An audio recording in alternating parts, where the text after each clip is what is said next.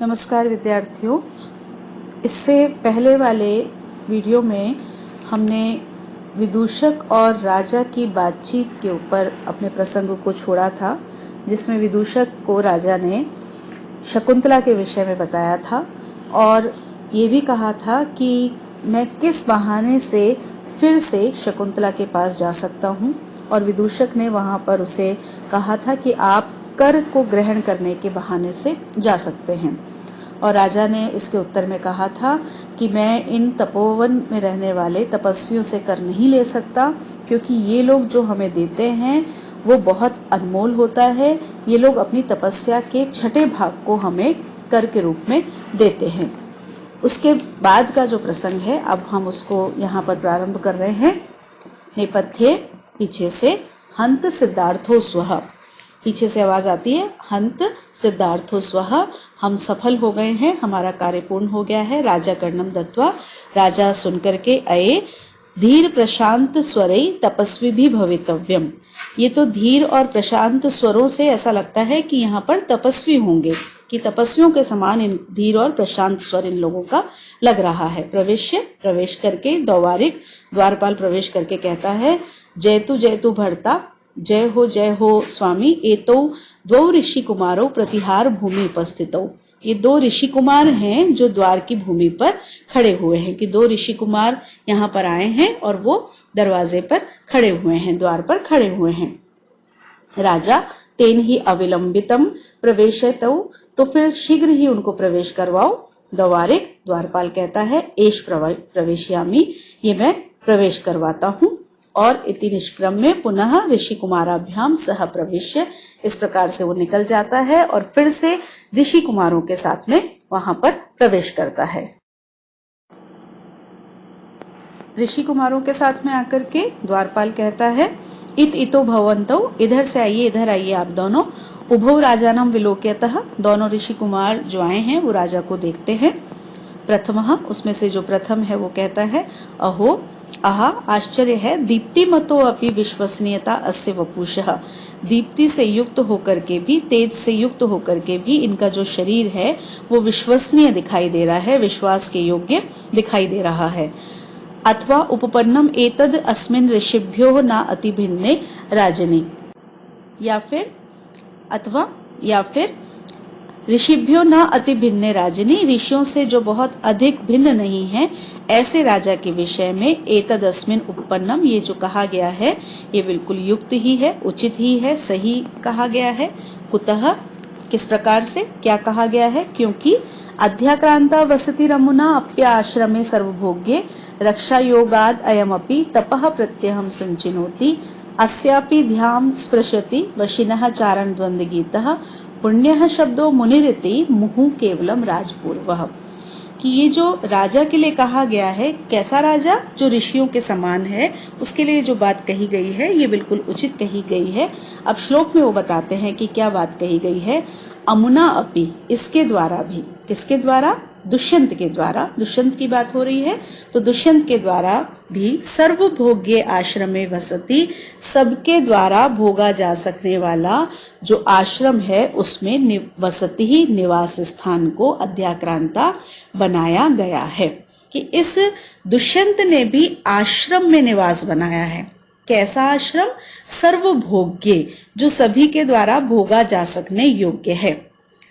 हमने देखा है कि हमारी भारतीय संस्कृति में आश्रम व्यवस्था का विचार किया गया है और वहां पर 4 आश्रम बताए गए हैं, जिसमें जो गृहस्थ आश्रम है, जो दूसरा आश्रम है, ब्रह्मचर्य आश्रम, गृहस्थ आश्रम, वानप्रस्थ आश्रम और संन्यास आश्रम। तो इसमें जो गृहस्थ आश्रम है ये सबसे महत्वपूर्ण भी है और सबसे ज्यादा भोगा जा सकने योग्य है। भोगा जा सकने का तात्पर्य कि इसी आश्रम के ऊपर अन्य सभी आश्रम में रहने वाले लोगों के जीवन की आधारशिला होती है। तो इसलिए उन्होंने कहा कि जो सबके द्वारा भोगा जा सकने योग्य आश्रम है, अर्थात गृहस्थ आश्रम, उसमें इस राजा ने भी निवास बनाया है। देखिए यहाँ पर राजा की जो तुलना है वो ऋषियों से की जाएगी। तो क्योंकि जो ऋषि होते हैं वो भी कहाँ रहते हैं? आश्रम में रहते हैं। तो उन्होंने कहा कि राजा भी आश्रम में रहता है। ऋषि कौन से आश्रम में रहते हैं? जो जंगल में आश्रम बनाए जाते हैं, तपोवन में आश्रम बनाए जाते हैं, कुटिया बनाई जाती है, उस आश्रम में रहते हैं। लेकिन राजा के अर्थ में यहाँ आश्रम किस अर्थ में लिया गया है? गृहस्थ आश्रम, क्योंकि राजा कौन से आश्रम में रहता है? गृहस्थ आश्रम में। फिर अगली बात कही, रक्षा योगात अयमपि, रक्षा के योग से यह भी प्रत्यहम प्रतिदिन तपः संचिनोति, तप का संचय करता है। जो ऋषि होते हैं वो क्या करते हैं? तप करते हैं, तप एकत्रित करते हैं। तो कह रहे हैं कि राजा भी ऋषियों के समान तप को संचित करता है। कैसे तप का संचय करता है? क्या वो भी तपस्या करता है बैठ करके? तो उन्होंने कहा हाँ, कौन सी तपस्या करता है? रक्षा योगात, रक्षा के योग से, अर्थात रक्षा रूपी जो ये कार्य करता है वो किसके समान है? तपस्या के समान। तो ये भी प्रतिदिन लोगों की, सभी की, अपनी प्रजा की रक्षा करके प्रतिदिन तप का संचय करता है। फिर अगली बात कही, वशिनः, वश में रखने वाला। अब यहाँ वशिनः शब्द के ऋषि के अर्थ में वशिनः कौन हुआ? जो अपनी इंद्रियों को नियंत्रित रखता है। और राजा के संबंध में वशिनः का क्या तात्पर्य हुआ?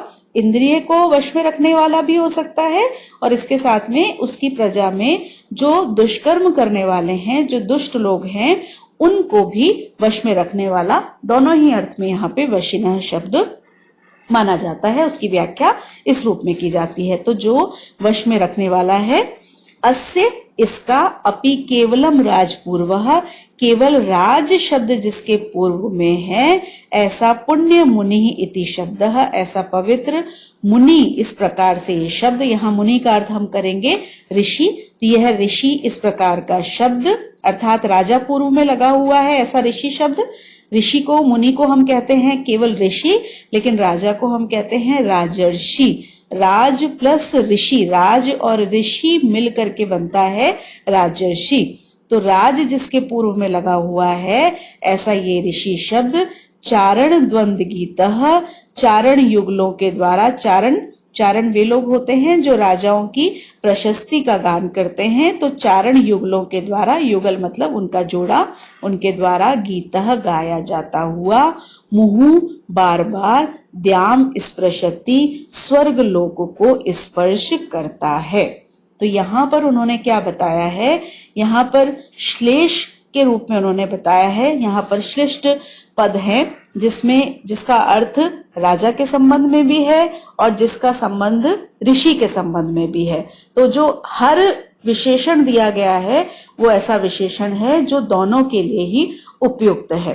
तो उन्होंने कहा कि जिस प्रकार से ऋषि आश्रम में रहते हैं, उसी प्रकार से राजा भी आश्रम में रहता है। ऋषि तपोवन में बनाए हुए आश्रम में रहते हैं, राजा गृहस्थ आश्रम में रहता है। जैसे ऋषि तप करते हैं, तप का संचय करते हैं, तप एकत्रित करते हैं, ऐसे राजा भी तप एकत्रित करता है। राजा कैसे तप एकत्रित करता है? रक्षा करके, अपनी प्रजा की रक्षा करके वो तप को एकत्रित करता है। जैसे ऋषि वश में रखने वाले होते हैं अपनी इंद्रियों को, उसी प्रकार से राजा भी अपनी इंद्रियों को तथा अपने राज्य में दुष्कर्म करने वाले दुष्टों को वश में करने वाले होते हैं। तो अभी तक राजा और ऋषि समान हैं, लेकिन अगली पंक्ति में उन्होंने कहा कि राजा के आगे ऋषि शब्द तो है, लेकिन ऋषि से पहले राज और लगता है। तो राज ऋषि, राजर्षि राजा को कहा जाता है, जबकि जो ऋषि होते हैं, मुनि होते हैं, उनको केवल ऋषि कहा जाता है। तो इस प्रकार से इसका जो प्रशस्ति गान है वो चारण युगल बार बार गाते हैं, और उसकी जो ध्वनि है वो इतनी तीव्र होती है कि स्वर्ग लोक तक उनकी इस वाणी को, उनकी इस प्रशंसा को स्वर्ग लोक तक सुनाई दिया जाता है।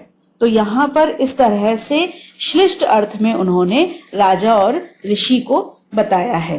तो क्योंकि यहाँ पर शब्द अलग अलग अर्थ बता रहे हैं, तो यहाँ पर श्लेष अलंकार भी है, और उसके साथ में जब उपमेय और उपमान की जब उपमेय और उपमान को साथ साथ लिया जा रहा है और अंतिम पंक्ति में आकर के उपमेय से उपमान से उपमेय को भी अधिक जब बता दिया गया है, तो यहाँ पर व्यतिरेक अलंकार भी हमको दिखाई देता है। केवलम राजपूर्वः, यहाँ पर ऋषि से भी ज्यादा महत्वपूर्ण किसको बता दिया है, अधिक किसको बता दिया है, राजा को। तो इसलिए यहाँ पर व्यतिरेक अलंकार भी इस श्लोक में हम देखते हैं। दूसरा जो ऋषि है साथ में आया है वो पूछ रहा है, गौतम अयम स बलभित सखो दुष्यंतः, गौतम क्या यही बलभित का मित्र दुष्यंत है? बलभित इंद्र का नाम है जो बल से युक्त है, बलभित ऐसा इंद्र, क्या यही वह इंद्र का मित्र दुष्यंत है? इंद्र और दुष्यंत में जो मैत्री रही है उसे हम इसी नाटक में भी आगे देखेंगे। प्रथमः, पहला ऋषि उत्तर देता है, अथ किम, और क्या? द्वितीय, तेन ही, इसीलिए, तब तो न एतत् चित्रम यद अयम उदधि श्याम सीमाम धरित्रीम एकः कृत्स्नाम नगर परिप्रांशु बाहुर्भुनक्ति आशंसन्ते सूर्योतयो बद्धवैराहि दैत्ये अस्या अधिज्य धनुषी विजयम पौरुहते च वज्रे। दूसरा अब श्लोक में कह रहा है कि नगर परिघ प्रांशु बाहु, नगर की जो दरवाजे की अर्गलाएं होती हैं उसके समान प्रांशु बाहु, विशाल भुजाओं वाला, अयम यह राजा, एकह अकेला ही, एकाकी ही, यत जो उदधि श्याम सीमाम, समुद्र की नीली सीमा से युक्त, कृत्स्नाम संपूर्ण सारी, धरित्रीम धरित्री को, धरती को, पृथ्वी को, भुनक्ति भोगता है, उसके ऊपर शासन करता है या उसका पालन करता है। एतत् चित्रम न, इसमें कोई भी आश्चर्य की बात नहीं है। ही, क्योंकि दैत्यों से, दानवों से, बद्ध वैरः, जिसका वैर, जिसकी शत्रुता बंधी हुई है, जिनकी शत्रुता दानवों के साथ है, ऐसी सुर युवतयः, ऐसी देवताओं की जो स्त्रियां हैं, जो देवांगनाएं हैं, अस्य अधिज्य धनुषी, इसके दुष्यंत के लिए कहा गया है, इसके अधिज्य प्रत्यंचा चढ़े हुए, धनुषी धनुष पर, पौरुहते च वज्रे, और इंद्र के वज्र पर ही, विजयम आशंसन्ते, विजय की आशा रखती हैं।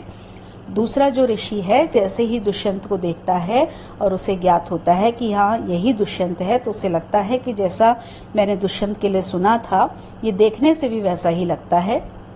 कैसे वर्णन किया है उसका, कि जैसे एक नगर का द्वार होता है, जो नगर का द्वार होता है वो नगर में किसी भी प्रकार की आपत्तियों को आने से रोकता है।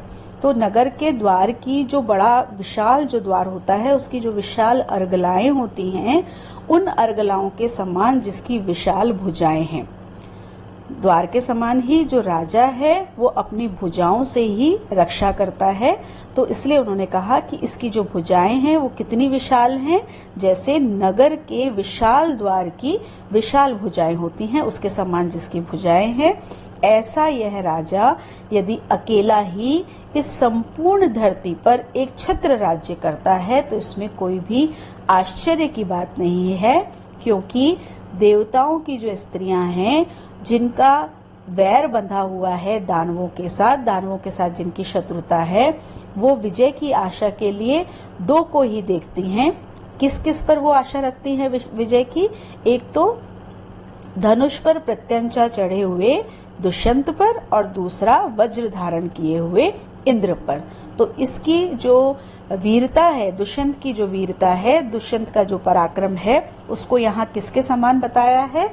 जिस प्रकार से इंद्र का पराक्रम है उसके समान ही यहाँ पर दुष्यंत के पराक्रम को भी बताया है।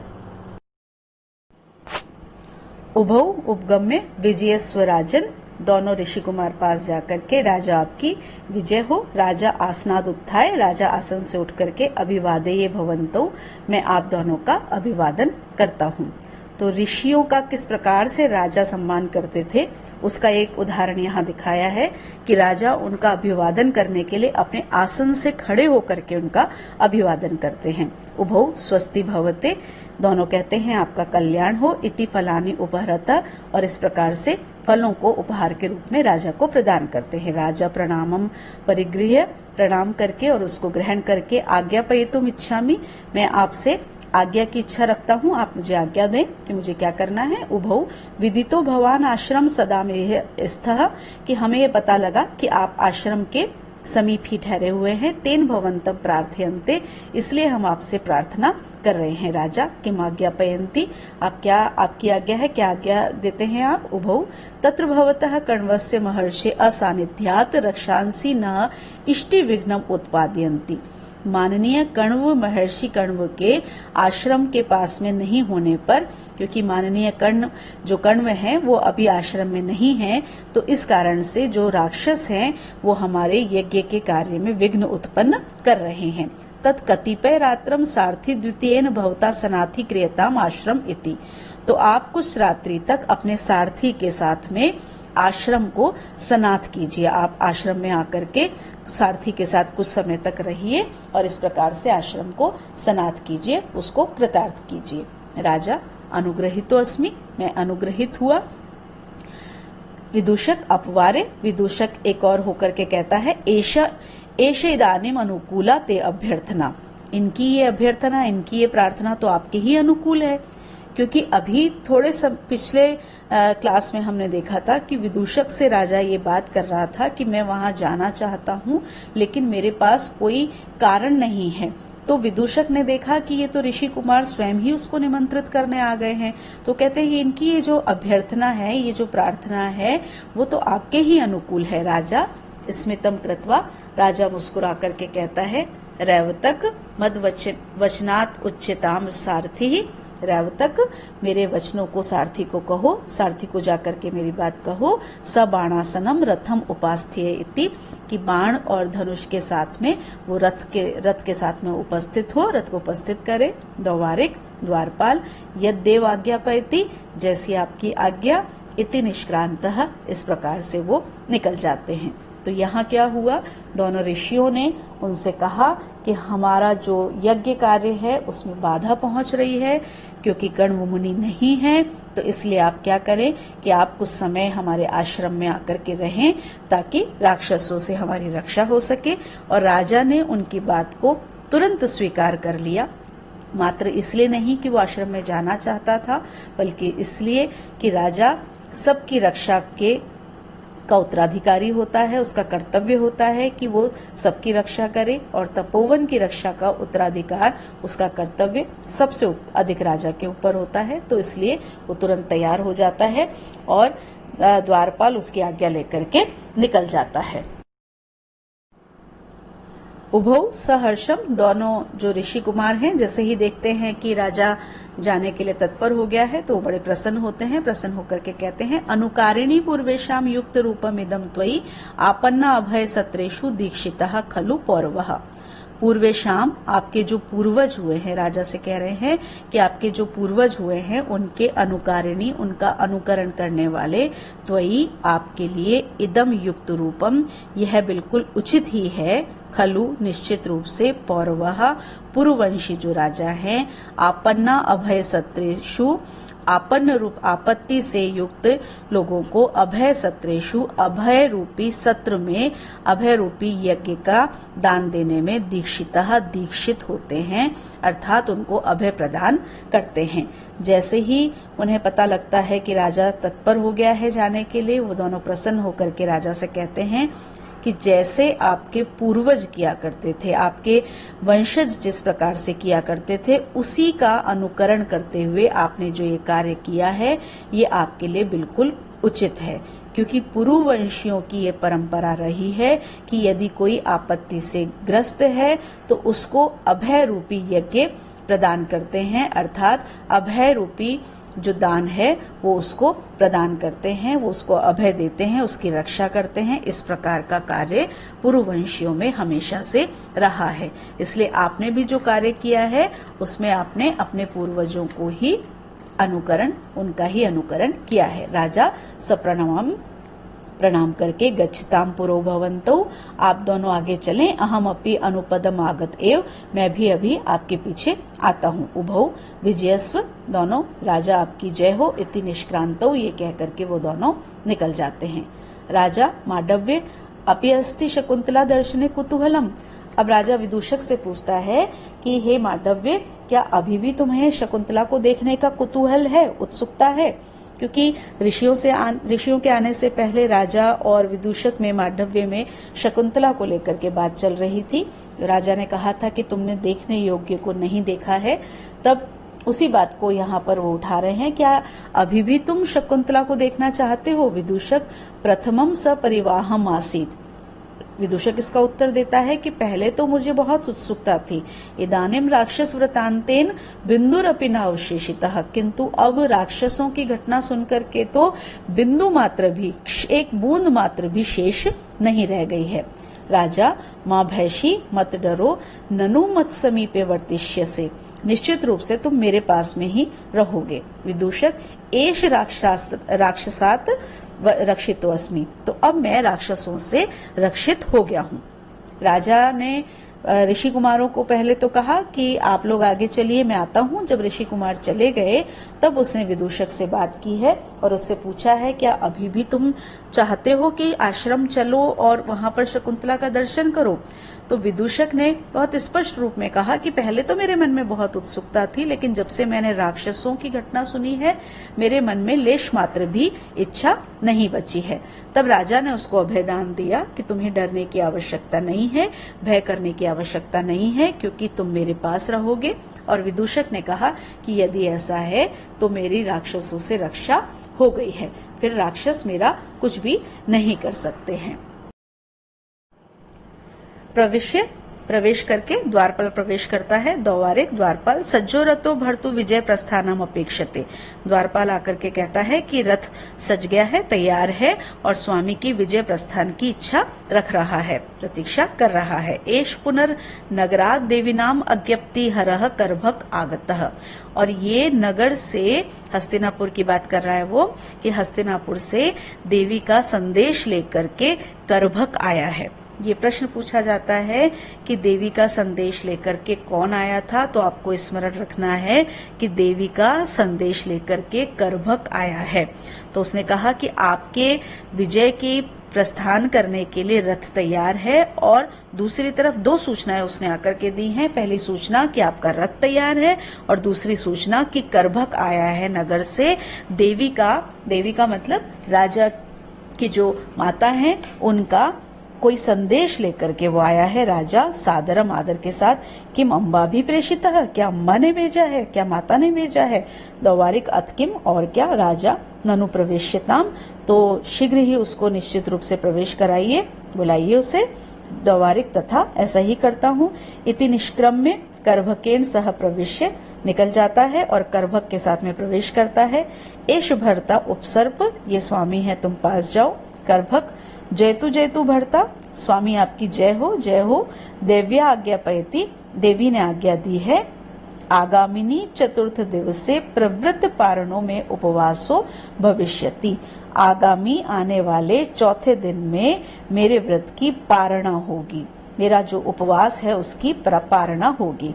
तत्र दीर्घायुषा अवश्यम संभावनीय इति, तो जो दीर्घायुष्य, जो आप चिरंजीवी आप हैं, वो अवश्य उपस्थित होकर के मुझे सम्मानित करें।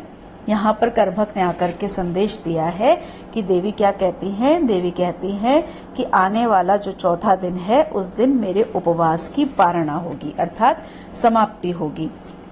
तो उस दिन आप वहां पर आएं और आकर के उनको सम्मानित करें कि यदि मेरा कोई कार्य है तो आप उसमें आएं और मुझे सम्मानित करें। राजा इतः तपस्वी कार्यम इतो गुरुजन आज्ञा, इधर तो तपस्वियों का कार्य है और इधर गुरुजन की आज्ञा। गुरुजन से तात्पर्य गुरु बड़ा, माता की आज्ञा, माता के लिए कहा गया है कि एक तरफ तो तपस्वियों का कार्य है कि राक्षसों से उनको बचाना है, और दूसरी तरफ माता की आज्ञा है कि हस्तिनापुर वापस लौटना है। द्वयम अपि अनतिक्रमणीयम, और दोनों ही कार्य ऐसे हैं जिनका अतिक्रमण नहीं किया जा सकता, जिनका उल्लंघन नहीं किया जा सकता, जिनको छोड़ा नहीं जा सकता। किमत्र प्रतिविधेयम, अब राजा चिंता में पड़ गया है, तो अब मुझे इसके संबंध में क्या करना चाहिए। विदूषक त्रिशंकु एवं अंतराले तिष्ठ, विदूषक कोई समाधान नहीं देखता है, बल्कि बहुत ही हल्की बात की तरह कहता है कि त्रिशंकु के समान ही तुम बीच में ठहर जाओ। त्रिशंकु की कहानी का यहाँ पर उन्होंने वर्णन किया है, एक जिक्र किया है। त्रिशंकु एक सूर्यवंशी राजा थे और ये सशरीर स्वर्ग जाना चाहते थे, और इसके लिए उन्होंने विश्वामित्र से प्रार्थना की, और विश्वामित्र ने कहा कि मैं तुम्हें सशरीर स्वर्ग भेज दूंगा। उन्होंने सशरीर उसको स्वर्ग भेजने का प्रारंभ किया, और जैसे ही वो सशरीर जाने लगे तो जो देवता थे उन्होंने राजा वशिष्ठ से कहा कि अगर ये सशरीर यहाँ आ जाएगा तो इंद्र का जो सिंहासन है वो उनके हाथ से छूट सकता है, तो इन्हें नहीं आने दिया जाए। सशरीर कभी कोई स्वर्ग में नहीं आता है। तो वशिष्ठ ने तप किया और उन्होंने उनको ऊपर जाने से रोका। तो विश्वामित्र ने उनको नीचे आने से रोका और वशिष्ठ ने उनको ऊपर आने से रोका। तो ऐसा माना जाता है कि ना तो वो ऊपर जा पाए और ना ही वो नीचे आ पाए, और वो बीच में ही रुक गए। तो इसलिए जब भी कोई अधर में होता है, बीच में होता है, जिसका कोई समाधान नहीं होता, ऐसी दुविधा में होता है, तो उसके लिए कहा जाता है कि त्रिशंकु के समान खड़े रहो, त्रिशंकु के समान अटके रहो। तो यहाँ उन्होंने कहा कि जिस प्रकार से त्रिशंकु थे उसी तरह से तुम बीच में लटके रहो। राजा सत्यम आकुली भूतो अस्मि, वास्तव में मैं व्याकुल हो गया हूँ, वास्तव में मुझे यहाँ पर चिंता है कि मैं क्या करूँ, मेरी स्थिति वास्तव में इस प्रकार की हो गई है। कृत्यो भिन्न देशत्वात् द्वैधी भवति मे मनः पुरः प्रतिहतम शैले स्रोतः स्रोतो वहो यथा। कृत्यो कार्यों के भिन्न देशत्वात् भिन्न स्थान में होने के कारण मे मनः मेरा मन पुरः आगे सामने शैले प्रतिहतम पर्वत के कारण प्रतिहतम रुकी हुई स्रोतो वह नदी के स्रोतः यथा प्रवाह के समान द्वैधी भवती दो भागों में बट गया है, दुविधा में पड़ गया है, दो प्रकार से हो गया है कि मेरे जो दोनों कार्य हैं वो दो स्थानों पर हैं। राक्षसों से जो ऋषियों की रक्षा करनी है वो तपोवन में करनी है, और माता का जो कार्य करना है उसके लिए नगर जाना होगा। तो दोनों कार्य अलग अलग स्थानों पर हैं। तो मेरी स्थिति कैसे हो गई है, जैसे एक नदी बह रही है और नदी बहते बहते सामने अगर कोई पहाड़ आ जाता है तो नदी की जो धार है, उसका जो प्रवाह है वो कैसा हो जाएगा, वो दो भागों में बट जाएगा। कुछ एक तरफ चला जाएगा और कुछ दूसरी तरफ चला जाएगा। तो वो कहते हैं कि मेरी स्थिति भी नदी के प्रवाह के समान ही हो गई है। अब वो इस संकट से नहीं निकल पा रहे हैं कि मैं क्या करूं, ऋषियों की बात का अनादर करूं या माता की आज्ञा का अनादर करूं। तो दोनों में से, क्योंकि एक ही समय पे दोनों कार्य करने हैं, अगर माता के पास पहुंचना है तो तुरंत निकलना होगा ताकि वो समय पे पहुंच सके, और ऋषियों का कार्य करना है तो यहीं रुकना होगा। तो स्थिति जो उनकी हो गई है, उस स्थिति से वो यहाँ पर व्याकुल हो रहे हैं।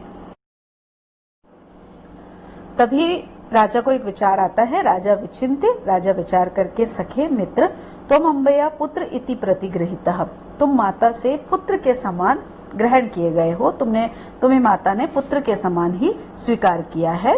अतो भवानीतः प्रतिनिवृत्ते तपस्वी कार्य व्यग्र मानसम मामा वेद्य तत्र भवति नाम पुत्र कृत्यम अनुष्ठातुम अर्हति।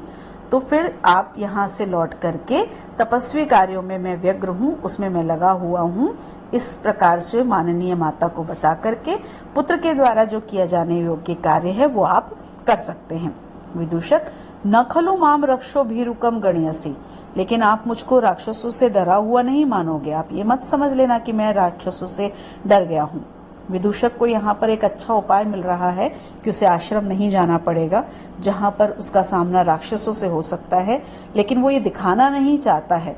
तो वो कहता है कि ये मत मान लेना कि मैं राक्षसों से डर गया हूँ। राजा सस्मितम, राजा मुस्कुरा करके, कथम एतत् भवति संभाव्यते, राजा मुस्कुराता है क्योंकि वो वास्तविकता समझ जाता है, लेकिन उसका मन रखते हुए, उसका सम्मान रखते हुए कहता है कि आपके लिए इस प्रकार से कैसे सोचा जा सकता है। विदूषक यथा राजानुजेन गंतव्यम तथा गच्छामि, जैसे राजा का छोटा भाई जाता है उसको जाना चाहिए, उस प्रकार से ही मैं जाऊंगा। देखिए, राजा के सामने ये चिंता थी कि एक तरफ माता का कार्य है, एक तरफ ऋषियों का कार्य है, क्या किया जाए। और राजा ने अपने बुद्धि चातुर्य से इस समस्या का हल निकाला और उन्होंने कहा कि माता ने तुम्हें भी पुत्र के समान ही माना है, तो तुम यहाँ पर जो ऋषि हैं उनकी रक्षा राक्षसों से नहीं कर सकते, लेकिन माता का जो कार्य है जो पुत्र के द्वारा किया जाना है वो तुम कर सकते हो। तो तुम पुत्र के रूप में माता के पास जाओ, वो कार्य तुम संभालो, और मैं यहाँ पर राक्षसों से ऋषियों की रक्षा करता हूँ। राजा, ननु तपोवन अपरोधः परिहरणीय इति सर्वानुयांत्रिकान् त्वया एव सह प्रस्थापयामि।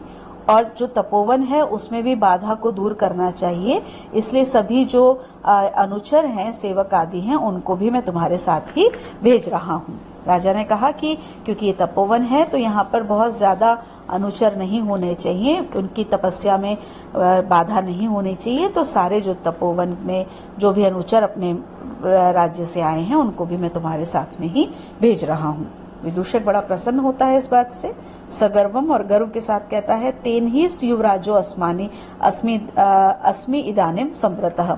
तो अब तो मैं इस समय बिल्कुल युवराज ही हो गया हूँ। जैसे युवराज एक सेना के साथ, एक लाव लश्कर के साथ जाता है, उसी प्रकार से क्योंकि सारे अनुचर विदूषक के साथ जाएंगे तो उसने कहा कि मैं तो बिल्कुल युवराज ही हो गया हूँ, माता के पुत्र के रूप में जा रहा हूँ, सारे सैनिक मेरे साथ में जा रहे हैं, सारे अनुचर मेरे साथ जा रहे हैं, तो मैं पूरी तरह से युवराज ही हो गया हूँ। राजा स्वगतम, राजा अपने मन में सोचता है, चपलो अयम बट्टू, ये जो बालक है ये थोड़ा चंचल है, कदाचित अस्मत् प्रार्थनाम अंतःपुरेभ्यः कथयेत्, कहीं ऐसा न हो कि मेरी बात को ये अंतःपुर में जाकर के कह दे। अंतःपुर पहले भी हम बात कर चुके, जहाँ रानियां रहती हैं, रनिवास होता है, उसको अंतःपुर कहा जाता है। तो राजा को लगता है कि उसकी जो अन्य रानियां हैं उससे जाकर के ये शकुंतला से संबंधित जो बात हुई है उसको कह ना दे, क्योंकि ये थोड़ा सा स्वभाव से चंचल है, तो ऐसा ना हो कि वहां जाकर के ये बात कह दे। भवतु एनम एवं बक्ष्ये, अच्छा तो मैं इसको इस प्रकार से कहता हूँ।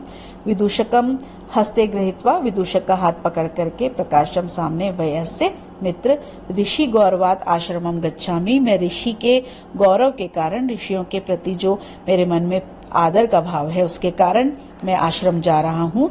न खलु सत्यमेव तापस कन्याकायाम मम अभिलाषः, वास्तव में उस तपस्वी कन्या के प्रति मेरी कोई अभिलाषा नहीं है कि मैं जो आश्रम जा रहा हूँ वो ऋषियों के कार्य से जा रहा हूँ, उनको आदर दे करके जा रहा हूँ। मैंने जो वो तपस्वी कन्या की तुमसे बात की थी वो कोई सत्य बात नहीं है, उसमें मेरी कोई भी अभिलाषा नहीं है।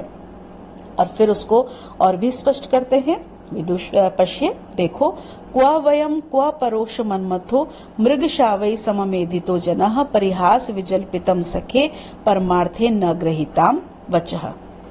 वयम क्वा, हम कहाँ, मृगशावै समम, हिरण के बच्चों के साथ में, एधितः बड़ा हुआ, पला हुआ, परोक्ष मनमथः, मनमथ से, काम से जो दूर है, परोक्ष जो समीप नहीं है उसके, जो दूर है, ऐसा जनः क्व, ऐसा व्यक्ति कहाँ, परिहास विजल्पितम वचः, परिहास में, हंसी मजाक में, हास्य में कही हुई बात को, परमार्थे न गृहीताम, वास्तविक रूप में, सत्य रूप में ग्रहण मत कर लेना। राजा ने कहा कि हम जैसा व्यक्ति कहाँ, एक तो हम जैसे लोग जो सभी प्रकार की कलाओं में निपुण हैं, और दूसरी तरफ वो व्यक्ति, शकुंतला के लिए कहा गया, वो व्यक्ति जो किसके साथ पला बड़ा है, हिरण के बच्चों के साथ में जो पला बड़ा है, ऐसा व्यक्ति, तो कोई मेल ही नहीं है हमारा।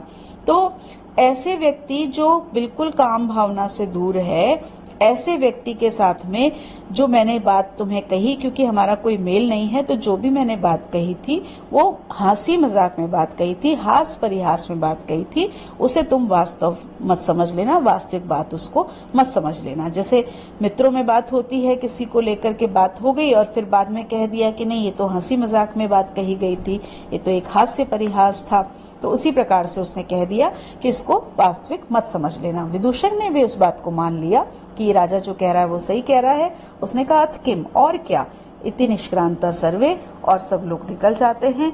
इति द्वितीयो अंकः, और यहाँ पर आपका दूसरा अंक समाप्त हो गया है।